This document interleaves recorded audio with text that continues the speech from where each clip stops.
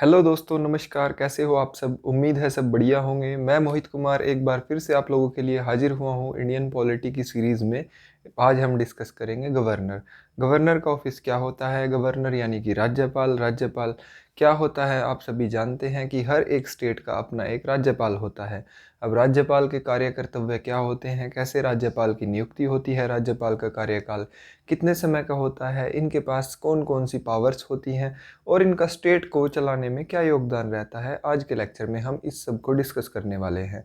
उसके बाद नेक्स्ट जो हम इसमें डिस्कस करने वाले हैं वो हम देखेंगे कि कैसे जो गवर्नर का पद है वो भारत के राष्ट्रपति के पद से मिलता जुलता है। कैसे भारत के राष्ट्रपति के पास कुछ शक्तियां अलग हैं या गवर्नर के पास कुछ अलग हैं, या कौन सा किस अगर शक्तियां दोनों के पास एक समान है तो कौन सा किसके ऊपर ज़्यादा फैसले ले सकता है, किसके मामले में इंटरवेन कर सकता है, इंटरफेयर कर सकता है, किसके मामले में इंटरफेयर नहीं कर सकता।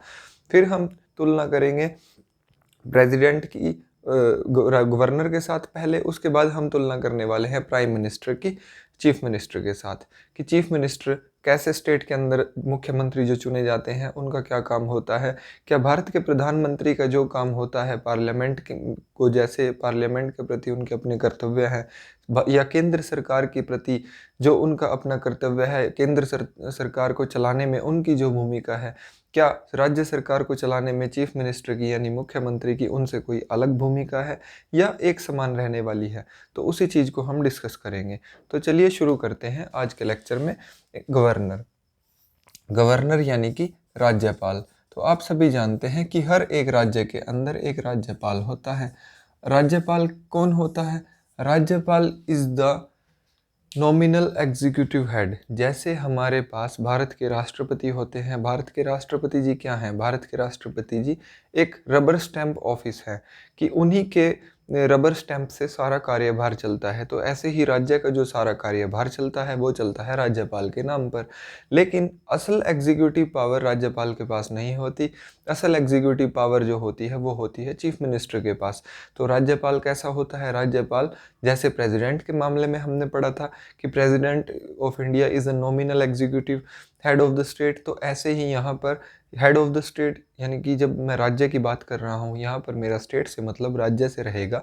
तो यहाँ पर nominal executive head of the state, अगर मैं स्टेट की बात कर रहा हूँ राज्यों की, तो वहाँ पर रहने वाला है राज्यपाल यानी कि गवर्नर। अब अगर हम गवर्नर के ऑफिस की बात करें तो गवर्नर के ऑफिस के बारे में हिंदुस्तान के संविधान में आर्टिकल नंबर जो शुरू होता है हमारा, गवर्नर का जो ऑफिस है ये शुरू होता है हमारा संविधान के अनुच्छेद 153 से और ये चलता है 167 तक। संविधान के अनुच्छेद 153 के तहत जैसे गवर्नर का जो ऑफिस है फिर उसके बाद आगे चलते हैं कि गवर्नर को अपॉइंटमेंट कैसे किया जाता है। फिर अलग अलग अनुच्छेद हैं, कौन अपॉइंट करता है, सैलरीज वगैरह कहाँ से डिसाइड होती हैं, पावर्स कौन कौन सी हैं, ऑर्डिनेंस मेकिंग पावर्स, फाइनेंस से related powers, executive powers, judiciary powers. तो जो जो पावर्स होती हैं वो सब चीज़ें हम इस संविधान के अनुच्छेद के अंदर निहित हैं। यानी कि राज्यपाल का जो पद है वो संविधान में निहित है। संविधान के अंदर इस पद को मान्यता दी हुई है। तो ऐसा नहीं है कि राज्यपाल का जो पद होता है वो सिर्फ और सिर्फ ऐसे ही बना लिया गया है अपने फ़ायदे के लिए, ऐसा बिल्कुल नहीं है। तो राज्यपाल का जो पद होता है ये कॉन्स्टिट्यूशनल ऑफिस है। गवर्नर का जो ऑफिस है, तो ये आपसे सवाल कई बार पूछा भी जा सकता है कि क्या गवर्नर का जो ऑफिस है वो कॉन्स्टिट्यूशनल ऑफिस है? सो हाँ, बिल्कुल कॉन्स्टिट्यूशनल ऑफिस है, संविधान के अकॉर्डिंग है, संवैधानिक दफ्तर है, ये संवैधानिक ऑफिस है। सो आर्टिकल नंबर 153 से लेकर के 167 तक जो डिस्कस किया गया है हिंदुस्तान के संविधान के अंदर वो दिया गया है गवर्नर का पद। अब यहाँ पर गवर्नर के बारे में हमने अभी पढ़ा है कि governor is the chief executive head of the state. Governor कौन होता है? गवर्नर होता है chief executive head of the state, यानी कि राज्य के अंदर जो सबसे चीफ एग्जीक्यूटिव हेड होगा वो कौन होगा? गवर्नर रहेगा। लेकिन गवर्नर कैसा हेड होता है? गवर्नर जो होता है वो होता है सिर्फ और सिर्फ nominal executive head of the India. ठीक है। अब यहाँ पर क्या होता है कि गवर्नर जो होगा वो हर एक स्टेट के लिए अलग अलग होगा, यानी कि डिफरेंट डिफरेंट गवर्नर होगा, different governor for different state. लेकिन आप लोग देखोगे कि कई बार ऐसा होता है, कई जगहों पर ऐसा होता है कि किसी एक राज्यपाल को किसी दूसरे राज्य का भी कार्यभार सौंप दिया जाता है, चाहे थोड़े समय के लिए सौंप दिया जाए, लेकिन सौंप दिया जाता है। तो ऐसा भी होता है। तो ऐसा नहीं है कि एक ही गवर्नर के पास दो या दो से अधिक राज्यों का कार्यभार नहीं हो सकता। लेकिन आप लोग देखोगे कि जैसे पंजाब का जो राज्यपाल होता है, वो पंजाब का राज्यपाल होने के साथ साथ चंडीगढ़ जो एक यूनियन टेरिटरी है, केंद्र शासित प्रदेश है, उसका भी लेफ्टिनेंट गवर्नर होता है। तो आप सभी जानते हैं कि तो पंजाब का गवर्नर क्या करता है, पंजाब के गवर्नर के पास दो दो ड्यूटीज़ होती हैं, एक तो पंजाब की और दूसरी होती है चंडीगढ़ की। सो यहाँ पर हमने बात की है कि अलग अलग स्टेट के लिए अलग अलग गवर्नर होगा, ऐसा संविधान के अंदर मान्यता दी हुई है। लेकिन यहाँ पर दिया हुआ है, ये जो मान्यता हुई थी different governor for different state, लेकिन एक ही गवर्नर अलग अलग स्टेट के लिए भी रह सकता है। तो ये हुई थी हमारी 7th कॉन्स्टिट्यूशनल अमेंडमेंट के तहत। 7th कॉन्स्टिट्यूशनल अमेंडमेंट यानी कि 7th कॉन्स्टिट्यूशनल अमेंडमेंट एक्ट के तहत ये हुई थी। तो 7th कॉन्स्टिट्यूशनल अमेंडमेंट एक्ट का मतलब ये हुआ कि जो हिंदुस्तान के संविधान के अंदर जैसे अलग अलग मॉडिफिकेशंस होती रहती हैं, उनको हम अमेंडमेंट्स बोलते हैं संवैधानिक भाषा के अंदर। सो जो 7वीं कॉन्स्टिट्यूशनल के अंदर अमेंडमेंट हुई थी उसको बोला जाता है 7th कॉन्स्टिट्यूशनल अमेंडमेंट एक्ट। और ये कब हुई थी? ये हुई थी सन 1956 के अंदर। तो इसीलिए इसको पूरा नाम बोला जाता है 7th constitutional amendment act of 1956। तो यहाँ से क्या प्रश्न आपके पास बन सकता है? यहाँ से आपके पास ये प्रश्न बन सकता है कि एक ही व्यक्ति को दो या दो से ज़्यादा राज्यों का गवर्नर, क्योंकि संविधान के अंदर तो ये था कि अलग अलग स्टेट के लिए अलग अलग गवर्नर होगा, लेकिन 7वें संविधान के अंदर जो अमेंडमेंट की गई थी, बदलाव किया गया था कॉन्स्टिट्यूशनल अमेंडमेंट एक्ट ऑफ 1956 के तहत, ये बदलाव किया गया था कि एक ही गवर्नर को दो या दो से अधिक राज्यों की जिम्मेदारी भी सौंपी जा सकती है। सो ये हुआ था यहाँ से 7th constitutional amendment act of 1956 से। सो आपके पास यहाँ से ये प्रश्न आ सकता है, इस चीज़ को आपको याद रखना है। अब हम आगे देखते हैं कि गवर्नर जो होता है, गवर्नर का पद हमने देख लिया कि संवैधानिक पद है, संविधान के अंदर मेंशन्ड है इस चीज़ के बारे में जिक्र। और हमने ये भी जान लिया कि गवर्नर जो होता है वो नॉमिनल एग्जीक्यूटिव हेड होता है, यानी कि रियल एग्जीक्यूटिव हेड नहीं होता। तो फिर हम डिस्कस करने वाले हैं कि गवर्नर को अपॉइंट कौन करता है। Who will appoint the governor? Appointment of governor, appointment of governor. Governor की अपॉइंटमेंट कैसे होती है? अब अपॉइंटमेंट की अगर हम बात करें तो आप सभी जानते होंगे कि जो राज्यों के राज्यपाल होते हैं उनको अपॉइंट करता है भारत के राष्ट्रपति। तो भारत के राष्ट्रपति उनको अपॉइंट करते हैं, ठीक है। लेकिन इसी के अंदर जैसे आजकल एग्जामिनर ये नहीं पूछता, ये तो सभी को पता है कि प्रेसिडेंट अपॉइंट करते हैं, लेकिन प्रेसिडेंट क्या खुद ही इस चीज़ का निर्णय ले लेते हैं या फिर कैसे इसको नियुक्त किया जाता है? सो अपॉइंटमेंट ऑफ गवर्नर की जाती है by the president, by the president. लेकिन कैसे? प्रेसिडेंट कैसे करता है? With consultation. किससे कंसल्टेशन करता है प्रेसिडेंट? प्रेसिडेंट कंसल्टेशन करेगा चीफ मिनिस्टर से, chief minister of concerned state. यानी कि जिस राज्य के अंदर हम राज्यपाल नियुक्त करने जा रहे हैं, तो प्रेसिडेंट साहब क्या करेंगे, उसके चीफ मिनिस्टर के साथ एक बार सलाह करेंगे कि हम इनको आपके राज्य का राज्यपाल बनाने वाले हैं, तो आपको कोई आपत्ति है क्या? अब क्योंकि जो सारा का सारा कार्यभार चलना है, देखिए सीएम को क्या करना है, CM is the real executive, उसको सारे ग्राउंड लेवल पर डिसीजंस लेने हैं, और जो ग्राउंड लेवल पर डिसीजंस लिए गए हैं उन पर मोहर किसको लगानी है? उन पर मोहर लगानी है राज्यपाल को। तो अगर दोनों के बीच में ही तालमेल सही नहीं होगा तो फिर सरकार नहीं चल पाएगी, राज्य तरक्की नहीं कर पाएगा। सरकार तो चाहे चल जाए लेकिन राज्य तरक्की नहीं कर पाएगा। So it is important for the growth of a state that there should be a collaboration between chief minister of concern state and governor of the state. So ये बहुत ज़्यादा ज़रूरी हो जाता है कि चीफ मिनिस्टर और गवर्नर के बीच में आपस में तालमेल बना रहे। सो इसी तालमेल को बनाने के लिए ये यहाँ पर प्रावधान दिया गया है कि प्रेसिडेंट किससे कंसल्ट करेगा? प्रेसिडेंट नियुक्त करेगा after consultation with the chief minister of the concerned state. तो अब हमारे यहाँ पर देखिए जो गवर्नर का जो ऑफिस है, ये भी यहाँ पर सवाल बनता है कि हम हर चीज़ में अपने संविधान के अंदर तुलना करने चले जाते हैं अमेरिका से। तो गवर्नर का जो ऑफिस है वो अमेरिका के गवर्नर के इक्विवेलेंट है या उससे कुछ अलग है? तो देखिए अमेरिका का गवर्नर का जो मॉडल है वो बिल्कुल अलग है। हमने जिस मॉडल को लिया है, हमारे पास जो मॉडल है गवर्नर का जो ऑफिस आया है, ये है कैनेडियन मॉडल। ये है कैनेडियन मॉडल, यानी कि जैसे कनाडा के अंदर गवर्नर की नियुक्ति होती है, तो वैसे ही हमने भी यहाँ पर जो गवर्नर का पद लिया है वो लिया है कैनेडियन मॉडल से। अब देखिए इस तरह के क्वेश्चन जो थे वो पुराने हो चुके हैं कि ये चीज़ हमने कहाँ से ली है, ये चीज़ कहाँ से ली है, जो आपको डायरेक्टली पता है कि राज्य के नीति निर्देशक तत्व तो कहाँ से लिए गए हैं या directive principle of state policy कहाँ से लिए गए हैं, तो वो तो हर किसी को पता है, हर एक बच्चे को उस चीज़ का आंसर मालूम है कि ये हमने लिए हैं आयरिश कॉन्स्टिट्यूशन से, आयरलैंड से हमने इस चीज़ को लिया है।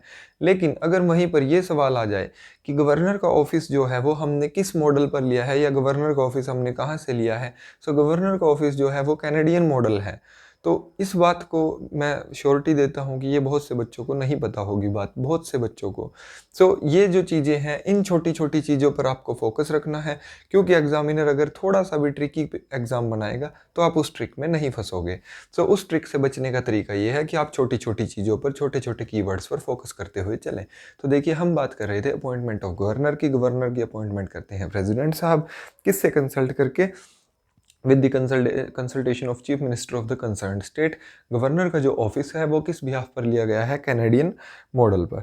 तो अब यहाँ पर ये बात आ जाती है कि गवर्नर के ऑफिस में किसी व्यक्ति को गवर्नर अपॉइंट करना है तो उसकी शर्तें क्या हैं, कंडीशंस क्या हैं? सो मैं बात कर रहा हूँ कंडीशंस की, यानी कि शर्तें क्या हैं। मुझे गवर्नर किसी भी व्यक्ति को नियुक्त करना है, मैं राष्ट्रपति हूँ, मुझे किसी व्यक्ति को गवर्नर नियुक्त करना है, तो मैं किन किन कंडीशंस को देखूंगा? तो देखिए सबसे पहली कंडीशन तो यही होती है कि वो व्यक्ति भारत का नागरिक होना आवश्यक है, सिटीजन ऑफ इंडिया होना चाहिए। सबसे पहली कंडीशन है ये। दूसरी कंडीशन ये है कि उसकी जो आयु है वो कम से कम 35 साल हो चुकी हो, 35 ईयर्स की एज उसकी कंप्लीट हो चुकी होनी चाहिए। तो देखिए एज के कंसर्न में मैं आपको एक बार फिर से रिवाइज करा रहा हूँ। अगर आप लोगों ने पिछले वीडियोस के अंदर इस बात को ध्यान नहीं दिया है तो प्लीज़ इस बात को नोट कर लीजिए कि हिंदुस्तान के अंदर जो एज का जो क्राइटेरिया है, पंचायती राज इलेक्शन को अगर छोड़ दें, उनसे ऊपर देखिए तो आप याद रखिएगा वैल्यू 25, 30 और 35। 25, 30 और 35 लोकसभा के केस के अंदर 25 साल, राज्यसभा में हो जाता है आपका 30 साल, और जो जितने आपके राष्ट्रपति हुए, गवर्नर हुए, वाइस प्रेसिडेंट हुए, तो उनके लिए एज जो होती है वो है 35 ईयर्स। सो ये आंकड़ा आपको याद रहना जरूरी है, बहुत ज़्यादा जरूरी है।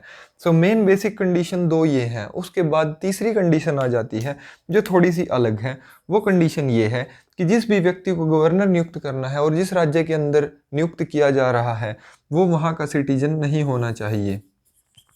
Should not be a resident of that state. That state से मेरा मतलब ये है कि जिस स्टेट के अंदर उसकी एज अ गवर्नर नियुक्ति की जा रही है। मान लीजिए कोई व्यक्ति हरियाणा का रहने वाला है और राष्ट्रपति साहब हरियाणा के व्यक्ति को हरियाणा का ही राज्यपाल नियुक्त कभी नहीं कर सकते, क्योंकि ये संविधान के खिलाफ है। ये उनकी जो बेसिक कंडीशंस हैं अपॉइंटमेंट्स की, उन्हीं के खिलाफ है। सो किसी भी व्यक्ति को अपॉइंट तभी किया जा सकता है अगर वो उस राज्य का रेजिडेंट यानी कि उस राज्य का स्थायी निवासी ना हो, तभी। ठीक है, तो दूसरी कंडीशन, तीसरी कंडीशन ये हो गई। चौथी कंडीशन ये हो जाती है कि प्रेसिडेंट साहब को सीएम साहब के साथ डिस्कस करना बहुत ज़्यादा ज़रूरी है। जिस भी स्टेट के अंदर राज्यपाल की नियुक्ति होने जा रही है उस राज्य के चीफ मिनिस्टर के साथ इस बात को डिस्कशन करना बहुत ज़्यादा ज़रूरी हो जाता है। तो ये 4 कंडीशन होती हैं किसी भी राज्य के अंदर गवर्नर को नियुक्त करने की। इन चारों कंडीशन को आप नोट कर लीजिए, उसके बाद हम आगे बढ़ते हैं। तो आगे देखते हैं, गवर्नर के ऑफिस का हमने देख लिया कि शर्तें क्या क्या हैं किसी भी व्यक्ति को गवर्नर नियुक्त होने के लिए, अपॉइंटमेंट के लिए।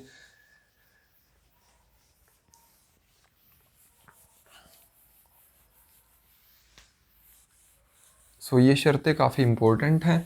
यहाँ पर आपसे इस तरह से भी क्वेश्चन आजकल पूछे जा रहे हैं, जैसे वो 2 लाइन आपको दे देगा या 3 लाइन दे देगा, उसके बाद वो बोलेगा कि यहाँ पर आपको ये चीज़ बोल देगा कि बताइए इनके अंदर से कौन सी लाइन सही है या कौन सी गलत है। तो आपको ये छोटी छोटी सी चीज़ें जानकारी इनकी होना बहुत ज़रूरी है।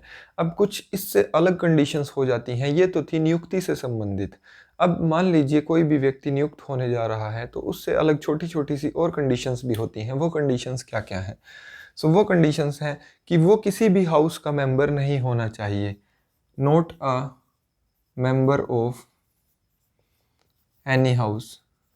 एनी हाउस से मेरा मतलब ये हुआ कि किसी भी लोकसभा, राज्यसभा, विधानसभा वगैरह का कहीं का भी वो एमएलए, एमपी वगैरह नहीं होना चाहिए, उसके पास कोई भी ऑफिस ऑफ प्रॉफिट ना हो। सो ये कंडीशन सबसे इम्पोर्टेंट हो जाती है। अगर हम अदर कंडीशंस की बात करें, ये हमने इसलिए लिया है कि अगर हम डायरेक्टली राज्यपाल का इलेक्शन कराते, उनको नियुक्ति करने के बजाय उनको डायरेक्टली इलेक्शन कराते, तो फिर वो पार्टीबाजी सिस्टम हो जाना था। मतलब राज्यपाल का जो पद है वो संवैधानिक पद, ऐसा पद है कि जहाँ पर कोई पार्टीबाजी नहीं होती। राज्यपाल किसी एक पार्टी का नहीं होता, वो पूरे स्टेट का राज्यपाल है। स्टेट के अंदर अगर 20 पार्टियां लाई करती हैं तो 20 की 20 पार्टियों का मालिक है वो किसी एक का फेवर नहीं करेगा।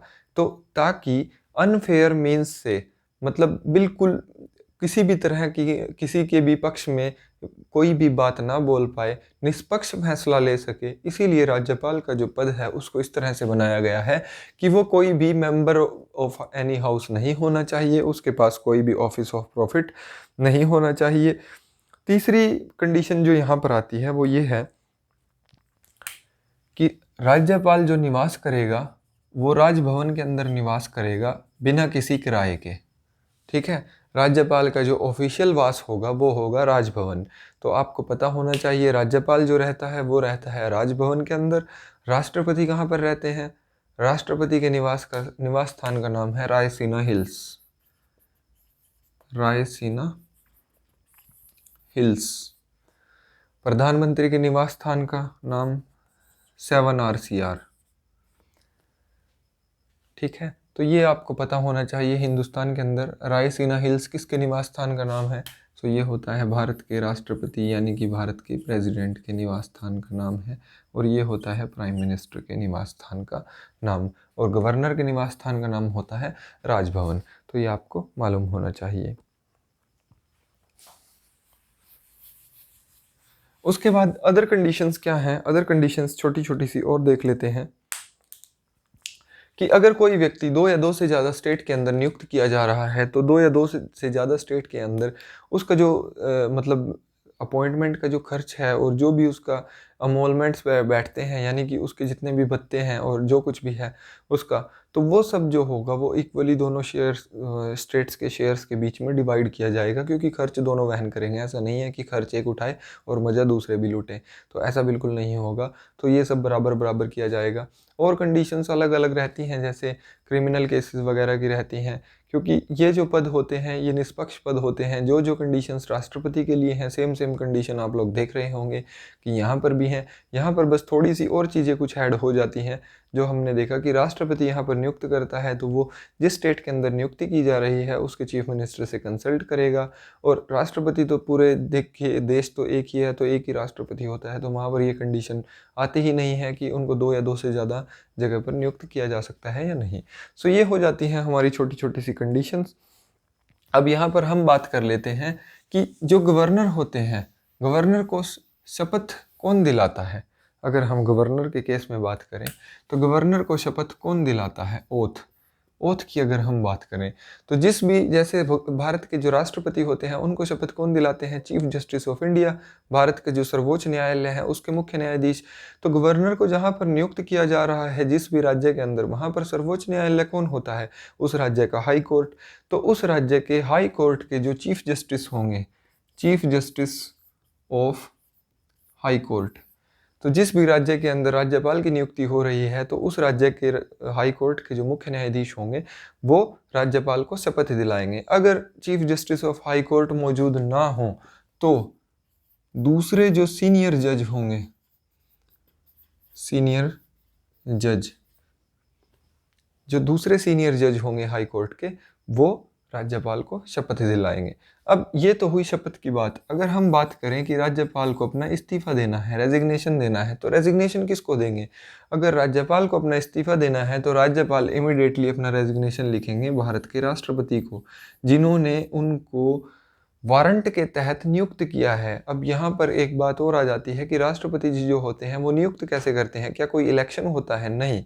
तो राष्ट्रपति कैसे नियुक्त करते हैं? प्रेसिडेंट नियुक्त करते हैं अंडर अ वारंट। वारंट का मतलब होता है लिखित, जिस पर सील लगी हो, मोहर लगी हो। सो वो मोहर लगा हुआ, राष्ट्रपति के साइन किया हुआ लेटर होता है वारंट जिसको बोलते हैं। उस वारंट के तहत ही राज्यपाल की नियुक्ति होती है। और जब राज्यपाल को इस्तीफा देना होता है तो वो डायरेक्टली अपना रेजिग्नेशन लिखते हैं प्रेसिडेंट को। ठीक है। सो प्रेसिडेंट को क्यों लिखते हैं, तो इस चीज़ को हमने देख लिया।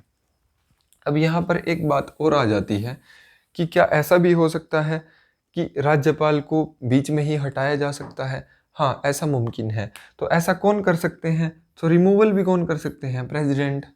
प्रेसिडेंट क्या कर सकते हैं? रिमूव कर सकते हैं। जब उनका मन चाहे वो उनको रिमूव कर सकते हैं, ट्रांसफ़र कर सकते हैं। आप लोग देखते भी होंगे। अब ये जो फंक्शन है, इस फंक्शन को लाया तो इसलिए गया था ताकि निष्पक्षता बनाई जा सके, लेकिन इसका दुरुपयोग बहुत हुआ है। दुरुपयोग हर बार यही होता है, आप लोग देखते हो। जैसे मान लीजिए कांग्रेस की सरकार जब थी, तो कांग्रेस की सरकार के बाद जैसे ही बीजेपी की सरकार आई तो उन्होंने क्या किया, मोस्ट ऑफ द स्टेट के अंदर जो राज्यपाल थे उनको तब्दील कर दिया। मतलब कुछ को ट्रांसफ़र कर दिया, कुछ को हटा करके दूसरों को राज्यपाल बना करके बिठा दिया गया। तो ऐसा सब चलता है। तो यहाँ पर ये सब करता कौन है? करता प्रेसिडेंट ही है, लेकिन निर्देश जो देता है वो देती है केंद्र सरकार। सो केंद्र सरकार के निर्देशों पर ही उनको रिमूवल और ट्रांसफ़र प्रेसिडेंट समय समय पर करते रहते हैं, ताकि राज्य का जो है कार्य प्रणाली है उसको सुचारू रूप से चलाया जा सके। अब यहाँ पर एक बात और आती है कि जो ऑफिस होता है राज्यपाल का, उसका टर्म कितना होता है, मतलब कितने समय के लिए राज्यपाल को नियुक्त किया जाता है। तो राज्यपाल की जो नियुक्ति होती है ये होती है 5 साल के लिए। 5 साल के बाद प्रेसिडेंट चाहे तो उनको दोबारा उसी राज्य का राज्यपाल फिर से नियुक्त कर सकते हैं, उनको कहीं और ट्रांसफ़र कर सकते हैं, किसी और राज्य का राज्यपाल नियुक्त कर सकते हैं, उनको इससे पहले चाहे तो भी ट्रांसफ़र कर सकते हैं। अब यहाँ पर एक सवाल आ जाता है, मान लीजिए कोई किसी राज्य का राज्यपाल है, 2 साल उसको वहाँ पर राज्यपाल हो चुके हैं, कार्यकाल उनका 2 साल का हो चुका है, 3 साल का भी बचा हुआ है, और प्रेसिडेंट साहब उनकी ट्रांसफ़र किसी दूसरे राज्य के अंदर कर देते हैं। तो क्या वो उस दूसरे राज्य के अंदर जहाँ पर जाएंगे 5 साल के लिए राज्यपाल रहेंगे कि 3 साल के लिए रहेंगे? तो राज्यपाल का कार्यकाल कितने साल का बचा हुआ है? 3 साल का। तो राज्यपाल कितने साल के लिए कार्यकाल में रहेंगे? सिर्फ 3 साल के लिए। तो इस बात को ध्यान रखना कि कार्यकाल जो होगा वो 5 साल का होगा। इन बिटवीन उनको ट्रांसफ़र चाहे अलग अलग 5 राज्यों में करें, 10 राज्यों में करें, या सिर्फ एक ही राज्य के अंदर रखें। ठीक है। इससे पहले अगर प्रेसिडेंट उनको हटाना भी चाहे तो हटा भी सकते हैं, ये उनकी पावर के अंडर आता है। तो ये हुआ, हमने देखा ओथ, रेजिग्नेशन और ये सब चीज़ें हमने देखी। अब हम डिस्कस करने वाले हैं कि राज्यपाल के पास शक्तियाँ कौन कौन सी होती हैं। पावर्स की बात करेंगे कि राज्यपाल जो होता है उसके पास कौन कौन सी शक्तियाँ होती हैं और इन शक्तियों का सोर्स क्या है, कहाँ से आती हैं राज्यपाल के पास ये शक्तियाँ। तो देखिए, सबसे पहले पावर्स की जब हम बात कर रहे हैं तो सबसे पहले हम बात करेंगे एग्जीक्यूटिव पावर्स। सबसे पहली जो पावर होती है वो होती है एग्जीक्यूटिव पावर। एग्जीक्यूटिव पावर क्या होती है? सबसे इम्पोर्टेंट पावर, जो राज्यपाल होता है वो सारे की सारी किस चीज़ को लीड करता है?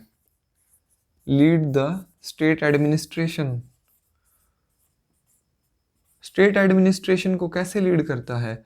अब देखिए, जैसे आप लोगों ने देखा है कि केंद्र सरकार के अंदर क्या होता है कि भारत के राष्ट्रपति जो हैं वो देखते हैं कि पूरे केंद्र के अंदर सरकार, यानी केंद्र सरकार कैसे काम कर रही है। केंद्र सरकार से कामकाज का ब्यौरा मांगते हैं, हर एक चीज़ का। जो भी केंद्र सरकार बिल पास करती है उस पर किसके साइन होते हैं? राष्ट्रपति के साइन होते हैं। तो ऐसे ही यहाँ पर क्या होता है कि पूरे राज्य के कार्यभार को, जो एडमिनिस्ट्रेशन होता है, उसको कौन लीड करता है? उसको लीड करते हैं राज्यपाल। ये होती है उनकी एग्जीक्यूटिव पावर। एग्जीक्यूटिव पावर के अंदर उनको ये अधिकार है कि कि वो जो राज्यपाल जो अपने चीफ मिनिस्टर होते हैं, मुख्यमंत्री होते हैं, मुख्यमंत्री को दिशा निर्देश दे सकते हैं कि इस तरह से कार्य प्रणाली शुरू की जाए। अब जो है विधानसभा का सेशन लाया जाए, विधानसभा शुरू की जाए, विधानसभा भंग की जाए। जैसे भारत के राष्ट्रपति होते हैं, राष्ट्रपति क्या करते हैं, संसद के सत्र को शुरू करते हैं, भंग करते हैं। तो वो सब कहाँ आता है, उनका जो उनकी पावर्स होती हैं। अब यहाँ पर हम बात कर रहे हैं एग्जीक्यूटिव पावर्स की। सो ये क्या करेंगे, जितना भी जो भी स्टेट के अंदर काम चल रहा है उस सब काम को देखेंगे। यही किस चीज़ को नियुक्त करते हैं, सबसे इम्पोर्टेंट एग्जीक्यूटिव पावर के अंदर इनकी जो आता है वो ये आता है कि अपॉइंटमेंट ऑफ चीफ मिनिस्टर, और चीफ मिनिस्टर की एडवाइस पर, अपॉइंटमेंट ऑफ चीफ मिनिस्टर, और चीफ मिनिस्टर की एडवाइस पर ही ये किसको नियुक्त करते हैं, काउंसिल ऑफ मिनिस्टर्स को। और किसको नियुक्त करते हैं, जैसे हमने देखा कि हमारे पास सबसे बड़ा लॉ ऑफिसर कौन होता है, attorney general of India.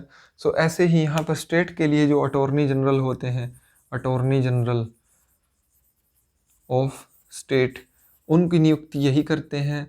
State election commissioner की नियुक्ति यही करते हैं, स्टेट इलेक्शन कमिश्नर की नियुक्ति यही करते हैं। और किसकी नियुक्ति करते हैं, और ये नियुक्ति करते हैं जितने भी हाई कोर्ट के अंदर जजेस होते हैं, हाई कोर्ट जजेस and subordinate court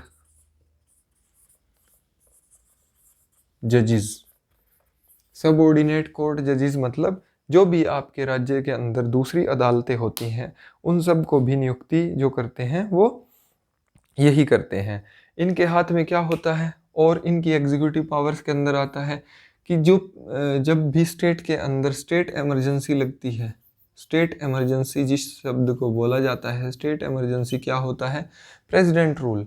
president rule जो होता है, प्रेसिडेंट रूल को लगाने के लिए प्रेसिडेंट को कौन बोलता है, तो ये पावर होती है गवर्नर के पास। राज्यपाल ही क्या करते हैं, राज्यपाल ही लिखित में देते हैं राष्ट्रपति को कि स्टेट एडमिनिस्ट्रेशन सही से कार्य नहीं कर रहा है, या यहाँ पर इस समय राष्ट्रपति शासन की ज़रूरत है, राष्ट्रपति शासन लगाने की आवश्यकता है। और इनकी क्या पावर होती है, जितनी भी स्टेट की यूनिवर्सिटीज़ होती हैं, स्टेट यूनिवर्सिटीज़, जितनी भी स्टेट की विश्वविद्यालय हैं राज्य के अंदर, उन सब का जो चांसलर होता है वो कौन होता है, राज्यपाल। और राज्यपाल ही क्या करते हैं, हर एक यूनिवर्सिटी के अंदर जो वाइस चांसलर होते हैं, वीसी, उनको अपॉइंट करते हैं। किसको अपॉइंट करते हैं, वाइस चांसलर को, वीसी को। तो आप सभी जानते होंगे कि यूनिवर्सिटीज़ के अंदर जो सबसे अहम जो पद होता है, सबसे ऊपर लेवल पर कौन होता है, वाइस चांसलर। सो वाइस चांसलर की नियुक्ति कौन करते हैं, राज्यपाल करते हैं। अगर आपसे कोई पूछ ले कि यूनिवर्सिटी का चांसलर कौन होता है, तो किसी भी राज्य की यूनिवर्सिटी का चांसलर होता है उस राज्य का राज्यपाल। सो ये जो पावर्स होती हैं, ये होती हैं गवर्नर की एग्जीक्यूटिव पावर्स। इनके अंदर आता है एग्जीक्यूटिव पावर्स। अब यहाँ पर एक और बात आ जाती है, जैसे वो स्टेट इलेक्शन कमिश्नर, और यहाँ पर जैसे जो हमारे पब्लिक सर्विस कमीशन होते हैं, पब्लिक सर्विस कमीशन, जैसे अगर हम हरियाणा की बात करें तो यहाँ पर होगा आपके पास HPSC, Haryana public service commission. Rajasthan की बात करें तो Rajasthan public service commission. Himachal Pradesh की बात करें तो Himachal Pradesh public service commission. ऐसे जो होते हैं, उन कमीशन के जो मेंबर्स होते हैं, उनकी नियुक्ति भी राज्यपाल ही करता है। लेकिन यहाँ पर एक बात आती है कि इनकी नियुक्ति तो राज्यपाल करता है, लेकिन राज्यपाल इनको हटा नहीं सकते। हटा कैसे नहीं सकते, तो फिर इनको हटाने की शक्ति किसके पास है, इनको हटाने की शक्ति है भारत के राष्ट्रपति के पास। क्योंकि इनको हटाने के जो प्रोसीजर हैं वो थोड़े से अलग हैं, लेकिन नियुक्ति करने की शक्ति जो है वो आती है राज्यपाल की एग्जीक्यूटिव पावर्स के अंदर। सो उम्मीद है आप लोगों को ये बात समझ आ गई होगी। इस चीज़ के बारे में आपको पता होना ज़रूरी है, ठीक है।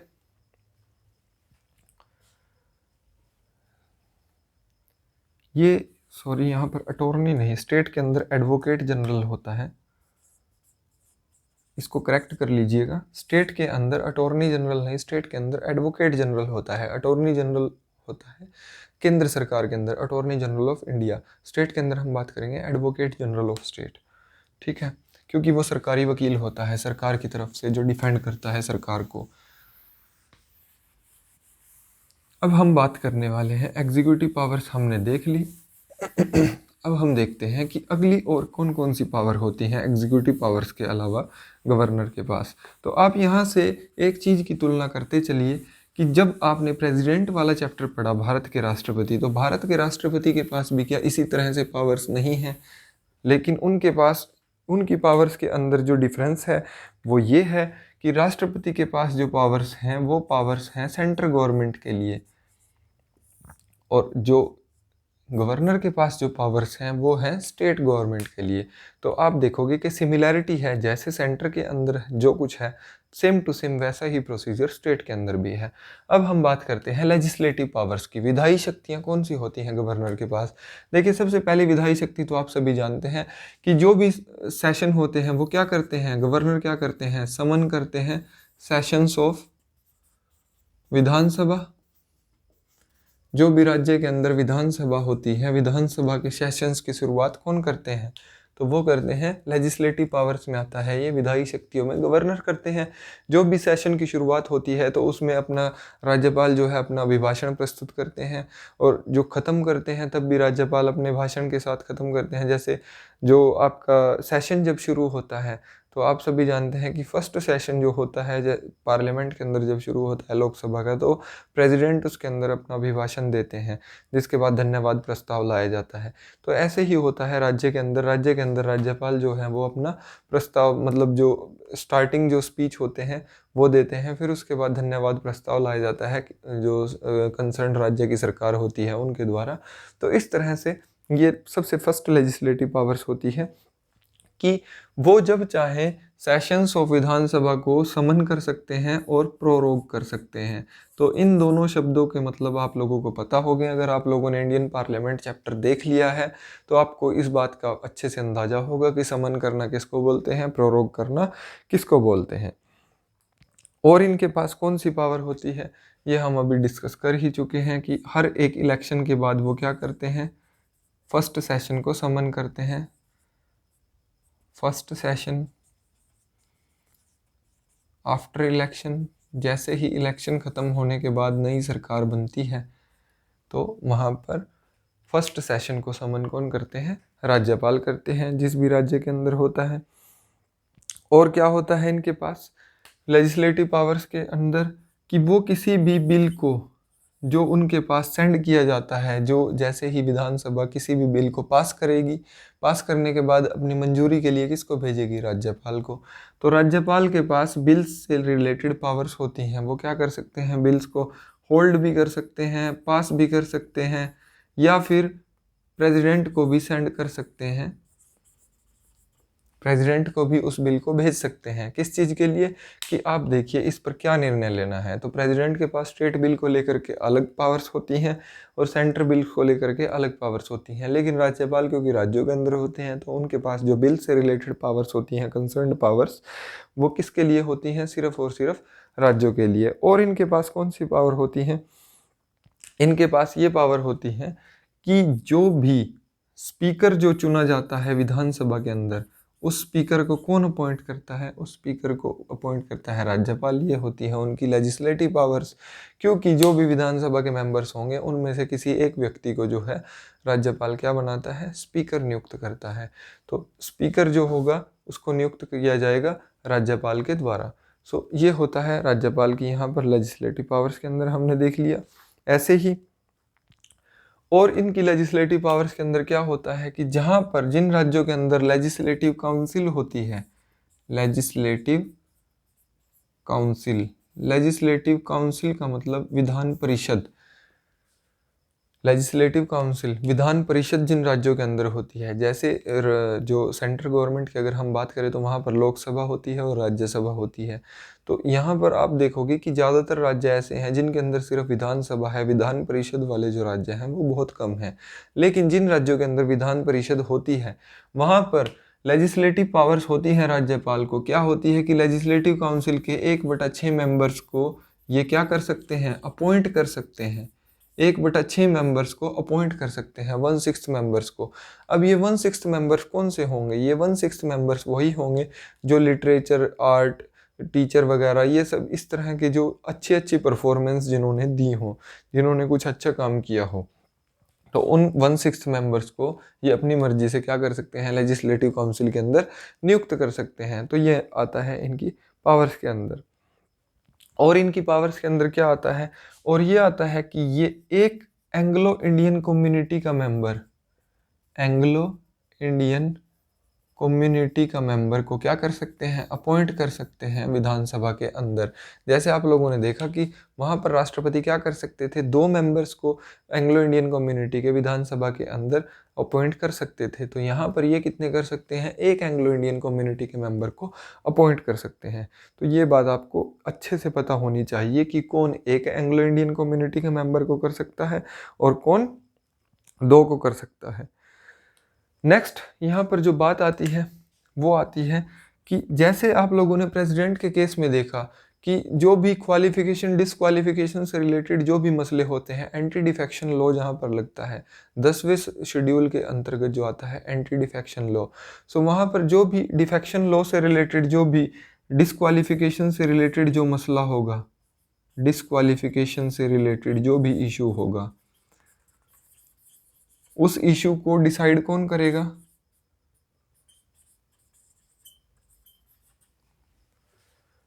गवर्नर। तो यहाँ पर आ जाता है कि किसी भी मेंबर के स्टेट लेजिस्लेचर के अंदर जो भी मेंबर डिसक्वालीफाई किया जाएगा तो उस मेंबर को डिसक्वालिफिकेशन जो करेगा तो वो कौन करेगा, वो करेगा गवर्नर। लेकिन यहाँ पर एक बात आती है कि क्या गवर्नर खुद ही किसी को भी डिसक्वालीफाई कर देगा, ऐसा तो बहुत अनफेयर हो जाएगा। लेकिन नहीं, ऐसा नहीं है। गवर्नर कैसे करेगा, गवर्नर यहाँ पर कंसल्ट करता है, किससे कंसल्ट करता है, जो भी उस राज्य का इलेक्शन कमीशन होता है उससे। इलेक्शन कमीशन से डिस्कशन करने के बाद क्या करेगा, उसको डिस्क्वालीफाई करेगा, that he should not be a member of legislative assembly from now, कि अब वो अब से विधानसभा का जो है मेंबर रहने लायक नहीं है। तो ये जो पावर्स होती हैं, आप देखिए कि ये कितनी इंपॉर्टेंट पावर्स हैं जो गवर्नर के पास होती हैं, जिनको हम बोलते हैं कि ये उसकी लेजिस्लेटिव पावर्स हैं। और एक सबसे इम्पोर्टेंट लेजिस्लेटिव पावर जिसको हम मिस कर रहे थे वो ये है कि जैसे राष्ट्रपति केंद्र के अंदर ऑर्डिनेंस ला सकता है, अध्यादेश ला सकता है, तो ऐसे ही यहाँ पर इनके पास भी ऑर्डिनेंस मेकिंग पावर्स होती हैं, ऑर्डिनेंस मेकिंग पावर्स। तो गवर्नर भी जब चाहें तो स्टेट के अंदर जो है वो अध्यादेश ला सकते हैं, ऑर्डिनेंस प्रस्तुत कर सकते हैं, ये उनकी पावर होती है। ये बात अलग है कि वो ऑर्डिनेंस लेकर के आए और जैसे ही विधानसभा का सेशन शुरू हुआ तो विधानसभा का सेशन शुरू होने के बाद किसी भी ऑर्डिनेंस को अगर उसको कानून बनना है तो उसको कानून बनने के लिए उस अध्यादेश को 6 हफ्तों के अंदर अंदर, 6 वीक के अंदर अंदर क्या करना होगा, पास करना होगा। किसे पास करना होगा, विधानसभा को पास करना होगा। अगर विधानसभा उसको पास कर देती है 6 हफ्तों के अंदर अंदर तो वो कानून बन जाएगा, और अगर उसको पास नहीं करती है तो वो ordinance automatically null and void हो जाता है। जैसे आप लोगों ने देखा होगा कि प्रेसिडेंट जो होते हैं, प्रेसिडेंट भी अध्यादेश जारी कर सकते हैं, लेकिन जैसे ही लोकसभा सत्ता में आती है तो उस अध्यादेश को अगर 6 हफ्ते के अंदर अंदर लोकसभा पारित नहीं करती है, पास नहीं करती है, तो वो ऑटोमेटिकली कैंसिल हो जाता है।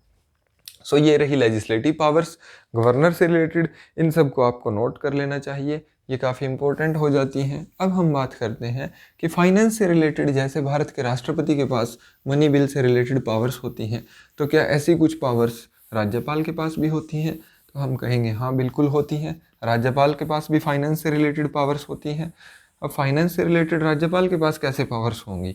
देखिए, जब केंद्र के अंदर जो होता है, केंद्र सरकार अपना बजट लेकर के आती है, तो ऐसे ही राज्य सरकारें भी अपना बजट प्रस्तुत करती हैं।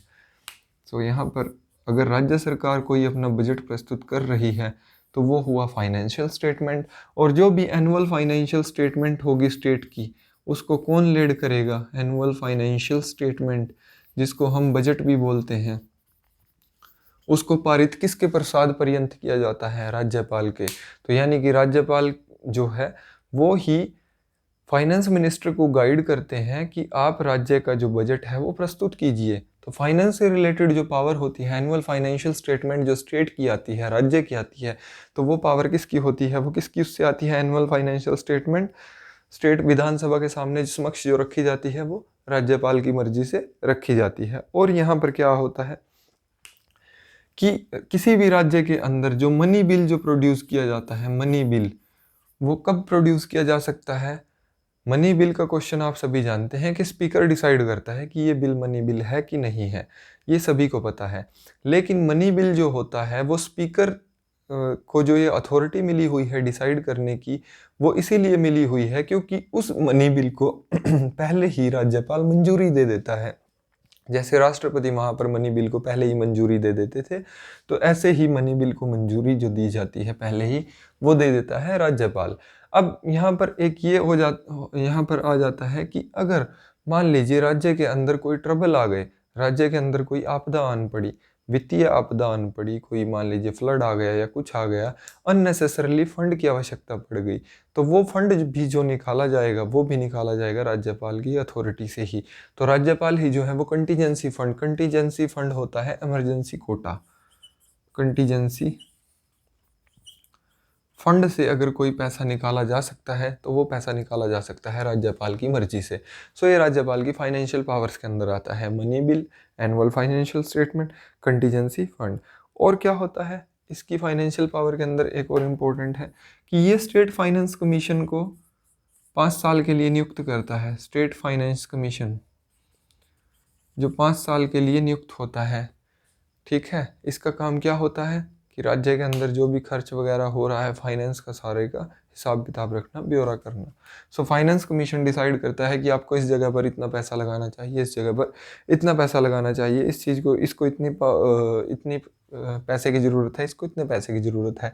तो ये कुछ पावर्स आ जाती हैं जो फाइनेंशियल पावर्स होती हैं राज्यपाल की। अब देखते हैं कि क्या राज्यपाल के पास, जैसे फाइनेंशियल पावर्स में हमने देखा कि राष्ट्रपति के पास जो फाइनेंशियल पावर्स थी लगभग वैसे ही फाइनेंशियल पावर राज्यों में राज्यपाल को भी दी गई है। तो हम देखते हैं कि राष्ट्रपति के पास तो न्यायिक पावर भी होती है, जुडिशियल पावर भी होती हैं, तो क्या राज्यपाल के पास भी जुडिशियल पावर होती हैं?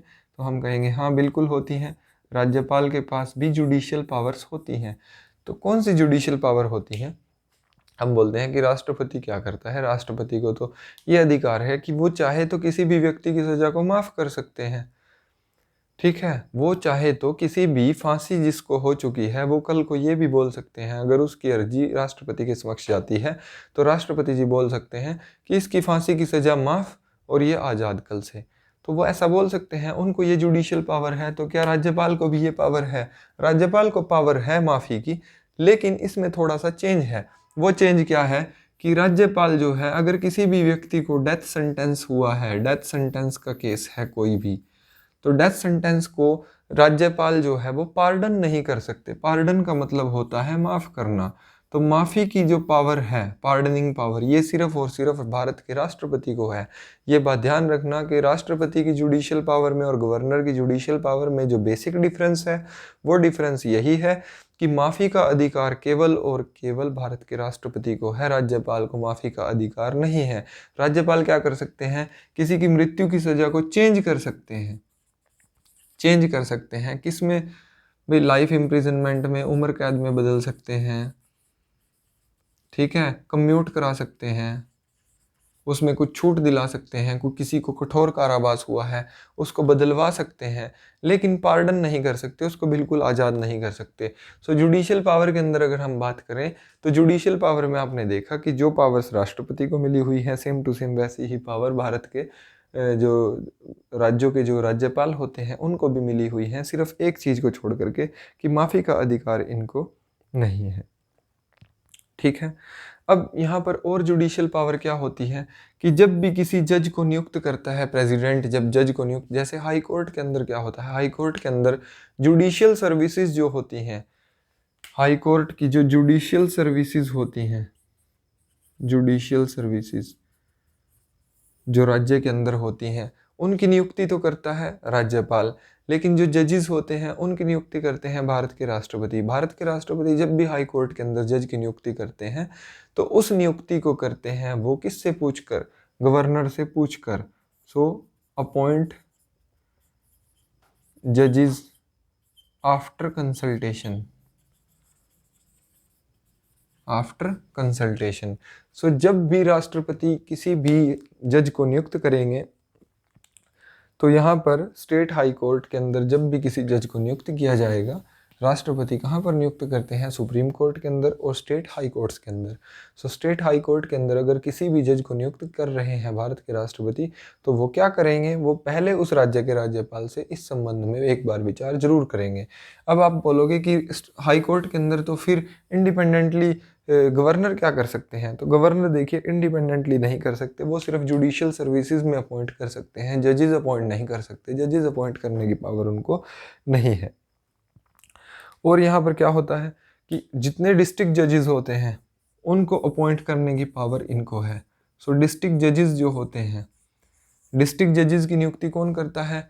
कंसर्न राज्य का हाई कोर्ट करता है। तो उस राज्य के हाई कोर्ट के जो चीफ जस्टिस होते हैं, ये जो भी नियुक्त कर रहे हैं, चीफ जस्टिस के एब्सेंस में जो दूसरे सीनियर मोस्ट जजेस होते हैं, सो वो गवर्नर के बिहाफ पर ही, गवर्नर से पूछ कर ही डिस्ट्रिक्ट जजेस की अपॉइंटमेंट करते हैं, उनको ट्रांसफ़र करते हैं, तो उनको प्रमोशन वगैरह जो कुछ भी होता है तो वो सब जो होता है राज्यपाल से पूछ करके होता है।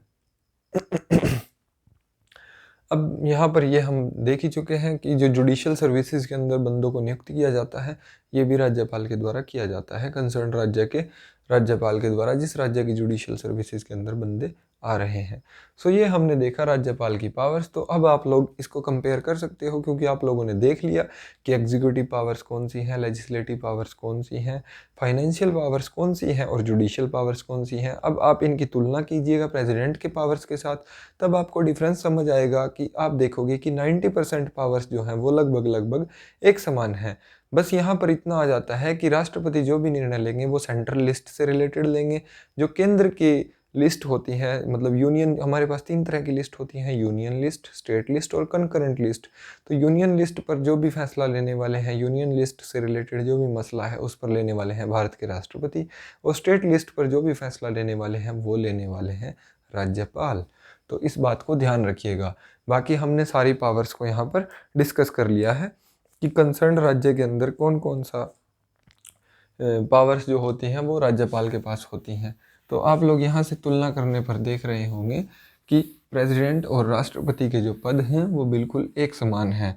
अब ये एक हिस्ट्री का क्वेश्चन यहाँ पर बता देता हूँ कि किसने राज्यपाल के जो ऑफिस है उसके बारे में ये शब्द कहे हैं कि राज्यपाल का जो ऑफिस है वो एक सोने के पिंजरे के समान है, जिसके अंदर आपको बंद करके बिठा दिया जाता है, तोते की तरह बंद करके बिठा दिया जाता है। तो ये शब्द कहे हैं भारत कोकिला सरोजनी नायडू ने। सरोजनी नायडू कहाँ की राज्यपाल थी? सबसे पहली महिला राज्यपाल थी। कहाँ की राज्यपाल थी? यूनाइटेड प्रोविंसेस की।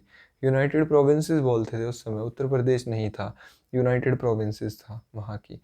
अब यहाँ पर राज्य की एक और, मैं राज्यों के बारे में, जिन राज्यों के अंदर स्पेशल केस हैं, स्पेशल केस का मतलब जिनको स्पेशल राज्य का दर्जा मिला हुआ है, जैसे आर्टिकल नंबर 370 तो अब ख़त्म हो चुका है जम्मू कश्मीर से रिलेटेड, सो वहाँ पर तो ये चीज़ नहीं रही। 371 जो है, 371 के अंदर अलग अलग कैटेगरीज हैं, जैसे नागालैंड के अंदर इधर जो ट्राइबल एरियाज़ हैं जहाँ पर जनजातियों से रिलेटेड हैं, तो ट्राइबल एरियाज़ जहाँ पर भी आएंगे इस बात को नोट रख लेना कि जिस भी राज्य के अंदर ट्राइबल्स एरियाज़ हैं, ट्राइब्स हैं, ट्राइब्स मतलब जनजातियाँ हैं, तो जनजातियों से रिलेटेड कानून का पूर्ण अधिकार है राज्यपाल को। राज्यपाल उन पर फैसला लेने के लिए स्वतंत्र हैं, जब चाहे उन पर दिशा निर्देश दे सकते हैं, तो इसकी पावर राज्यपाल को दी गई है। तो अब मैं आपको कुछ इम्पोर्टेंट आर्टिकल्स बता देता हूँ राज्यपाल से संबंधित, कि राज्यपाल जो हैं उनसे संबंधित आर्टिकल हमने देखा था कि आर्टिकल नंबर 153 है। आर्टिकल नंबर 153 बोलता है कि स्टेट के अंदर राज्यपाल होगा, स्टेट्स के अंदर जो होंगे वो गवर्नर होंगे। तो स्टेट गवर्नर से रिलेटेड है हमारा आर्टिकल नंबर 153 की गवर्नर ऑफ स्टेट। अब यहाँ पर 154 के अंदर बात कर लेते हैं। तो 154 जो बात करता है वो करता है एग्जीक्यूटिव पावर्स से। एग्जीक्यूटिव पावर्स से किसकी पावर्स से? एग्जीक्यूटिव पावर्स किसकी पावर्स? एग्जीक्यूटिव पावर्स किसकी पावर्स? गवर्नर की। किससे रिलेटेड? स्टेट से रिलेटेड। अब यहाँ पर 153 हो गया, 154 हो गया, 155 हो गया। तो 155 किससे संबंधित रहेगा? 155 के तहत होता है appointment of a governor. Appointment of governor. तो गवर्नर को अपॉइंट किस के तहत किया जाता है? 155 के तहत। अब 155 के तहत अपॉइंटमेंट हो रही है, तो आप देख सकते हो कि 156 नंबर जो होगा वो इनके टर्म से रिलेटेड होगा। तो टर्म वगैरह ये इतने इंपॉर्टेंट नहीं होते हैं कि टर्म वगैरह से रिलेटेड और क्वालिफिकेशन वगैरह, ऐसे 153, 54, 55 यही थोड़े से इंपॉर्टेंट है। फिर उसके बाद यहाँ पर बात आ जाती है अगर आपसे पूछ ले कि शपथ किसके तहत लेता है, तो आर्टिकल नंबर 159 जो होता है ये होता है राज्यपाल की शपथ से संबंधित, ओथ ऑफ गवर्नर। आप इसको नोट रख सकते हो, ओथ ऑफ गवर्नर से संबंधित जो होता है वो होता है आर्टिकल नंबर 159। फिर उसके बाद यहाँ पर मेन जो बात आ जाती है वो ये आ जाती है कि आर्टिकल नंबर 161 किससे संबंधित है। तो आर्टिकल नंबर 161 जो संबंधित है ये है पार्डनिंग पावर से संबंधित। मतलब जो उनको जुडिशियल, जो हमने उनकी पावर्स की बात की तो हमने वहाँ पर देखा कि राज्यपाल जो है वो क्या कर सकते हैं, पार्डनिंग पावर जो है उनको दी गई है। तो पार्डनिंग पावर क्या है, डेथ सेंटेंस के अंदर उनकी पार्डनिंग पावर काम नहीं करेगी। अगर किसी को मौत की सज़ा मिली हुई है तो वो किसी को बख्श नहीं सकते, उसकी सज़ा को बस चेंज कर सकते हैं। तो 161 के तहत जो है वो राज्यपाल की पार्डनिंग पावर्स जो है उनके बारे में डिस्कशन किया गया है, उनके बारे में बताया गया है। फिर उसके बाद बात आ जाती है 163, 163 नंबर आर्टिकल इम्पोर्टेंट है जो डील करता है काउंसिल ऑफ मिनिस्टर से related. Council of minister, council of minister, अब काउंसिल ऑफ मिनिस्टर हम सेपरेटली डिस्कस नहीं करने वाले हैं, काउंसिल ऑफ मिनिस्टर के बारे में यहीं पर डिस्कस कर लेते हैं। आर्टिकल नंबर 163 जो डील करता है वो डील करता है कि that there should be a council of minister in a state. Council of minister का मतलब कि मंत्रियों की एक टोली जरूर होगी, काउंसिल जरूर होगी जो स्टेट के अंदर। अब ये जो काउंसिल ऑफ मिनिस्टर है इसकी नियुक्ति से संबंधित जो है वो है संबंधित आर्टिकल नंबर 164। 164 के अंदर क्या है कि अपॉइंटमेंट वगैरह जो होती हैं, appointment of minister and chief minister, अगर इसके बारे में पूछ लिया जाए कि मिनिस्टर या चीफ मिनिस्टर की जो नियुक्ति होती है उसके बारे में संविधान के किस अनुच्छेद में बताया गया है, तो वो बताया गया है 164 के अंदर। सो 164 के तहत जो होती है वो अपॉइंटमेंट्स वगैरह होती हैं। 164 जो रिलेटेड है वो रिलेटेड है appointment of minister, term of a minister, salary of a minister, यानी कि अदर जो भी इंफॉर्मेशन है इस काउंसिल ऑफ मिनिस्टर के बारे में वो सारी यहाँ पर डिस्कशन कर ली गई है। तो उसके बारे में जो पावर्स हैं 164 के तहत वो पावर वो है संविधान के अनुच्छेद 164 के तहत। अब यहाँ पर बात कर लेते हैं कि एक पावर ये भी होती है, आप सभी जानते हैं कि जैसे प्रधानमंत्री का कर्तव्य बनता है कि राष्ट्रपति को जो भी कार्य चल रहे हैं उनके बारे में अवगत कराना। तो और राष्ट्रपति प्रधानमंत्री से डायरेक्टली पूछ भी सकते हैं कि मेरे सामने इस चीज़ की रिपोर्ट प्रस्तुत करो।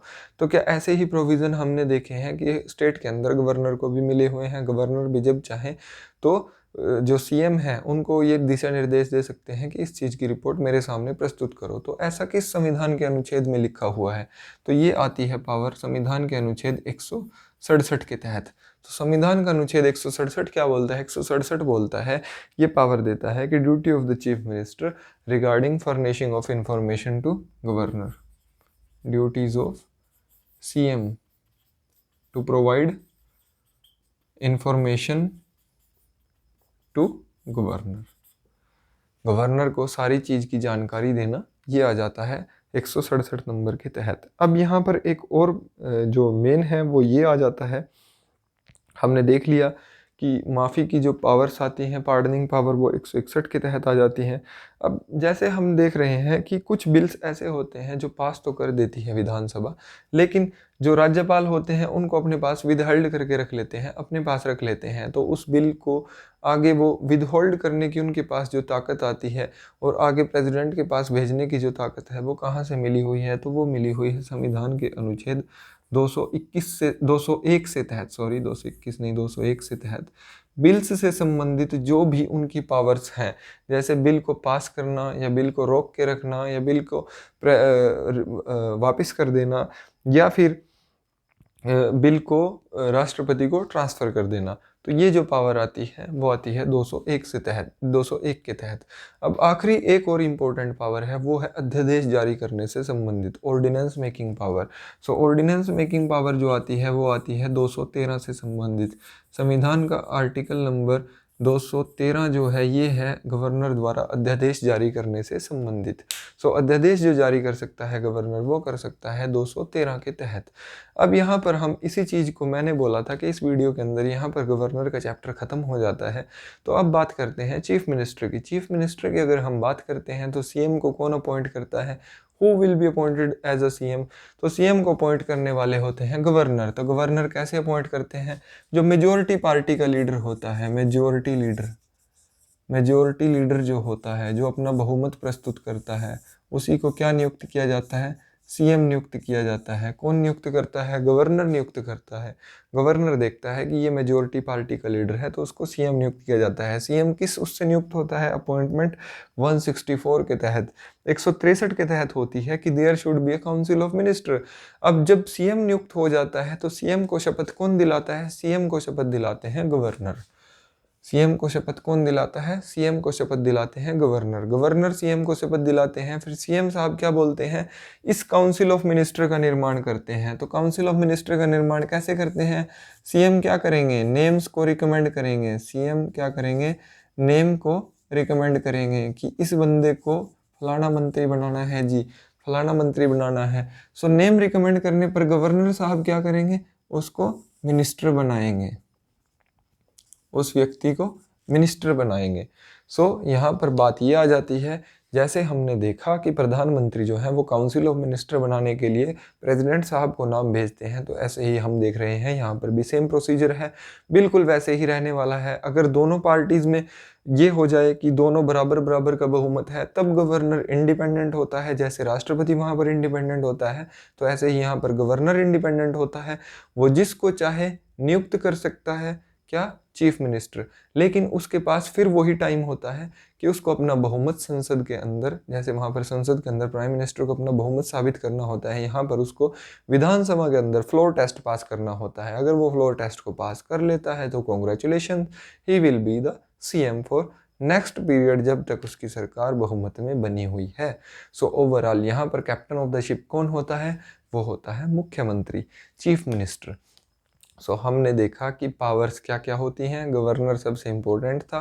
गवर्नर इम्पोर्टेंट जैसे ही हमने ख़त्म किया तो हमने देखा कि चीफ मिनिस्टर की अपॉइंटमेंट कैसे होती है। चीफ मिनिस्टर की अपॉइंटमेंट से रिलेटेड सारे प्रोविजंस वैसे ही हैं जैसे सेंटर के अंदर हैं, सिर्फ और सिर्फ बदलाव है तो इस नंबरिंग का, कि किस आर्टिकल के तहत जो है वो अपॉइंटमेंट की जाती है और किस आर्टिकल के तहत ये बताया जाता है कि there should be a council of minister और नॉट, ये वो। तो ये सब जो चीज़ें होती हैं ये सब आ जाती है यहाँ से। तो उम्मीद है आपको लेक्चर अच्छा लगा होगा, समझ आया होगा। अगर समझ आया है तो प्लीज़ अपने अच्छे से नोट्स बनाइए। यहाँ से काफ़ी सारे क्वेश्चन हैं जो एग्जामिनर पूछ लेता है। अब ये डिपेंड करता है कि आपके एग्ज़ाम के अंदर वो वाले क्वेश्चन आने वाले हैं या नहीं। कई बार ऐसा होता है, देखने में आया है ये भी, कि जीके के अंदर और कुछ ना पूछ करके 40% पोर्शन जो है वो पॉलिटी से ही पूछ लेता है। तो इसीलिए पॉलिटी बहुत इंपॉर्टेंट हो जाती है। और इसके बारे में एक और ख़ास बात ये है कि आप इसको बार बार पढ़ते रहो, ये जब तक आपको इसको कोई समझा ना दे तब तक ये समझ भी नहीं आती है इतनी आसानी से। आपको बहुत टाइम लग जाता है इसको सीखने में, क्योंकि ये थोड़ी सी प्रैक्टिकल थिंग है, थोड़ी सी कॉम्प्लिकेटेड है, थोड़ी सी ईजी है। तो ऐसे ही ये मिक्सअप है, एक नाइदर हार्ड नॉर सॉफ्ट। सो ये एक बीच का मिश्रण है। तो जैसे मैं आप लोगों को अपनी तरफ से कोशिश कर रहा हूँ अच्छे से समझाने की, अगर हम और बेटर कर सकते हैं तो आप कमेंट करके ज़रूर बताइएगा। मिलते हैं नेक्स्ट वीडियो के अंदर। Thank you, have a good day.